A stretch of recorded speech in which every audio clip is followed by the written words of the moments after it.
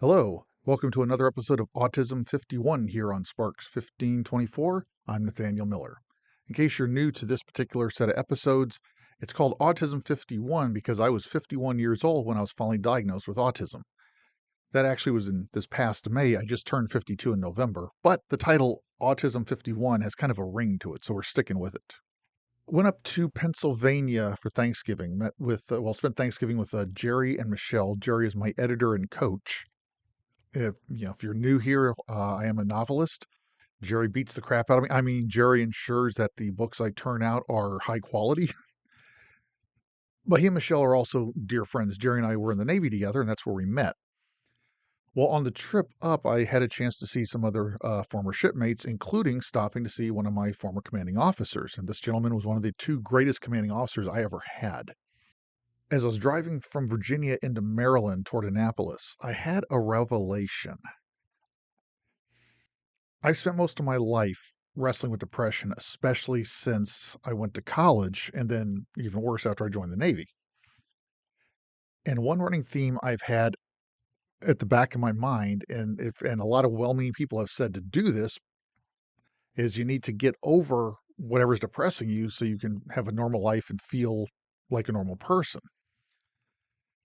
And of course, holidays come around. I don't feel anything great. I headed to Gettysburg after Thanksgiving up in Mechanicsburg. I love Gettysburg. And of course, I'm walking around Gettysburg not feeling anything. Well, on the way to Annapolis, as I was heading up, I had a revelation, and it really did hit right somewhere around crossing the Virginia Maryland state line. We've had my whole life the cart and the horse literally reversed. Now, that's not a knock on anybody. I was born in 1971. When my brother and I were kids, when my generation were kids, the only part of autism that was recognized were those kids who were completely trapped in their own head. I tell people I feel like, and I felt my entire life, like I live in a glass bubble. It's transparent, and I can see out and you can see in, but it's a sphere. So that way the light coming in, the image coming in is a little distorted. I see it, it's like I'm seeing the world differently. Sounds coming in and out are muffled, so I don't quite hear. Growing up, the only children that were recognized as autistic were the kids whose glass bubble was opaque and completely soundproof. They were trapped in here. No one could get in, they couldn't get out. But we didn't know any better back then. We didn't know the spectrum as we do now. So you can't say I would have had a better life. I would have been different, but I had the life I had, and I'm very proud of it. I'm very proud of what I did in the Navy. I'm very proud that I get to say I served with some of these men and women that I still hold in high regard. The revelation was, and like I said, it was right about hitting that state line. I've had it backwards. I don't lack a level of emotional response because I'm always depressed and ugh. It's the reverse. I can't feel emotions very much or very well. Therefore, I'm depressed because that lack of an emotional the lack of emotional feeling drives a further wedge between me and the rest of humanity. It's not just a matter that because I'm autistic, because I have a brain that's not normal. Oh, by the way, this is not a pejorative. If there wasn't a normal brain, you wouldn't have a neurodivergent brain. I'm considered neurodivergent because my neurology, the nervous system in my brain, diverges from the norm. I'm speaking factually here. I have trouble with social cues. Most autistics do to some degree. Ask anybody you've known, and outside of professional settings, I have been very awkward many times. Now we all know why. I thought everybody had issues remembering, or I should say, recognizing faces. Ever since I was a little kid, if somebody gained a pound or two, or changed their hairstyle, or just got older, I didn't recognize them. I'd have entire conversations with people for half an hour or so as I got older, not knowing who the hell I'm talking to, but clearly they know me. It would take a while for me to finally figure it out. I thought that was normal for everybody. Turns out it's an autistic trait. But there's always been a sense in my life that I'm passing through the world like a ghost, like I'm not really here, nobody sees me. Or that if I'm someplace, I'm still detached from it because I don't feel anything. Great example, I just spent a couple days in Gettysburg. I love Gettysburg. If you've watched any of the programming here, you know that for 30 years this year, I've been visiting that town, and it's always had a profound every visit has had a profound impact on my life. But I'm sitting there walking around town, and I don't feel anything. I could have been walking around the mall here in Pensacola. I don't have an emotional response happening. I'm just there. And a whole part of my life is just not happening, hence why I'm depressed. We need emotional reality as much as we need intellectual reality. We are both. We are intellectual and emotional beings. Put those together, the intellect and the emotions, your reason and your heart, they're like the shoes you wear. You can go a whole lot further with both shoes than one or the other. Well, I have, for the most part, just the one shoe, the intellectual side. And that hit me while I was driving north. That's part of the problem. I'm so isolated. I can't feel. Another reason that this is important is I have always had a trouble with my temper. I come from a line of fiery people. We're a passionate family on mom, dad, both sides going back generations. Okay, fine. But I've always had an issue that when I do get angry, it's a nuclear explosion. Well, I get it now because just because I can't feel emotion a great deal of time doesn't mean it's not there. It's not generating in my brain. It's not generating the physiological responses, but they're contained because there's no outlet until if you will pardon if you'll work with the phrase, until the volume is dialed up to 11, the nuclear explosion. I can't perceive the emotion, just like of anger. I cannot perceive the emotion starting with minor irritation to a little annoyance to, yeah, I'm kind of put out. Okay, now I'm decidedly angry. Now I'm really getting furious. And now the boom, it doesn't happen. There's no progression. I'm fine or boom. Same thing. I don't feel happy unless it's a massive, huge level event. That doesn't mean I can't feel. I have physical sensations. I can feel my sweater and feel my necklace. I have sensation, but sensation, intellectual sensation, physical sensation is not an emotion. A good way to analogize this, if you're a Star Trek fan, is I feel like, there's an interesting way to put it, Commander Data walking around. Part of the journey for his character as an android was that he could think and he could perceive and he had all the physical sensations, but none of them would generate an emotional response. There you go.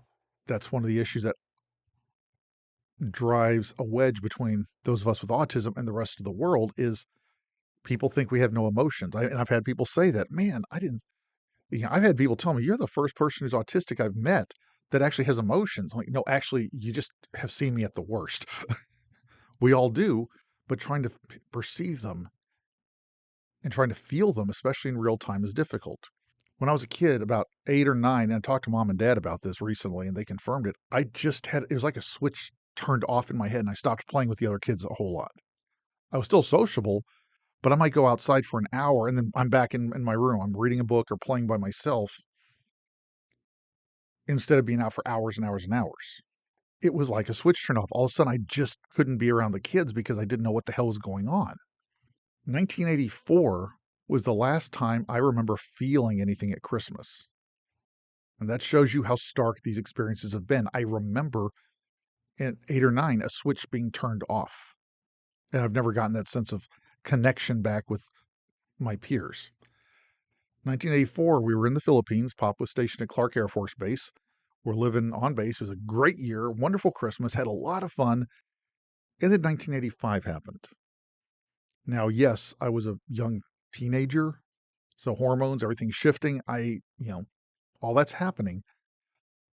But 1985, starting at 1985, all the way through this year, I had absolutely no feeling at Christmas.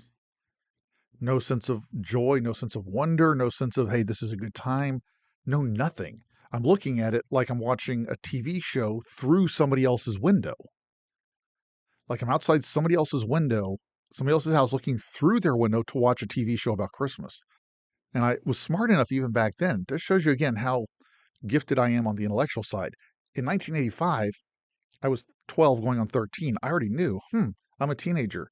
Everything's shifting. The childhood wonderment of Christmas is probably faded. But it wasn't that I felt differently or a little more subdued, a little more grown up. I didn't feel a thing. I did not feel anything. And to this day, from 1985, somewhere in that year before, and I noticed it at Christmas when like a switch again turned off and has never turned back on. I generally don't feel anything unless the moment is huge and the emotions are dialed up to 11, good or bad. Now they're there. I just can't perceive them, not in real time. When I was at Gettysburg, walk around, this is a place I love, a place that means a lot to me for a lot of reasons, not just historical. But this time around, after having that revelation a few days earlier, I realized when I leave Gettysburg, then I'm going to feel everything, because when I look back in the memory of these last few days, I will find the emotions in that memory, but I can't feel it in real time. But there's not a fixing it. You can't go to the counselor and talk through it like just say grief therapy. You go to a counselor for grief counseling after you lose somebody close to you. The grief doesn't go away, but time helps you heal, and the counselor helps you work through the emotions so you can come out the other side. The emotions are still part of the story, but you felt your way through them with somebody who can help you do that to get moving forward. This isn't anything like that, because autism is a neurological issue, neurological nervous system. That's the physical hardware. There's no fixing it. If you were to inject me with this radical stem cell therapy to rewire my brain into a a normal wiring configuration, you'd kill me, not physically, but the Nathaniel Timothy Wayne Miller that is standing here talking to you would be erased, because my personality has been formed as much by the physical wiring that my mind uses to operate the body and interact with the world as it's been informed by my upbringing, by my experiences, by the things I do choose to prioritize. I hate to use the term disability, because in our culture, we see too many people using that term, and too many people find incentivization in victimhood. Oh, I'm a victim. I would love to be able to pull the autism card and I'm a victim. You all need to take care of me and be nice to me. God, I would love to do that. But that would actually impede my life. Playing victim would impede my life. What's kept me going, what has enabled me to have the life I've had, right down to even a nice little minor YouTube channel, is that I had to face adversity. Now, maybe it would have been nice to have a little help facing it, understand why I'm reacting the way I am, but crap happens. That was my life. We just didn't know back then. But autism is a disability because it impedes. It impairs, it impedes our autistics, impedes our ability to interact with the society we're around. It is like feeling. If you go overseas, you may have a great time. There's always a little kind of a feeling because you're in somebody else's culture. There's nuances, there's cultural traits, there's habits, there's language that just you're not going to understand. Well, I feel the same thing here. Autistics, we tend to feel that way in our own culture. So yes, this is a disability. But the best way to help those of us who wrestle with it through is to just understand it's a physical issue, and we're not trying to be cold. We're not trying to be unfeeling. We actually do have feelings, but our ability to perceive them in real time, those relays that take the emotional awareness and hook it to the other side of the mind or the brain, however it works, but that hook it to the intellectual side, just don't work. Well, those are my thoughts. I would love to hear yours down in the comment below, please. Just a little insight from my experience living with autism, especially having been diagnosed only a few months ago at 51 years old. I said I am now 52, but I'm going to keep the series Autism 51. If you like this video, please do hit that little like button. Feel free to share this video with anybody you like.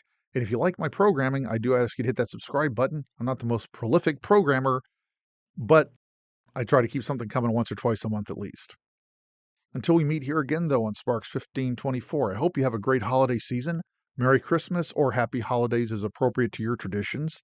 And until I see you, always go do some great things.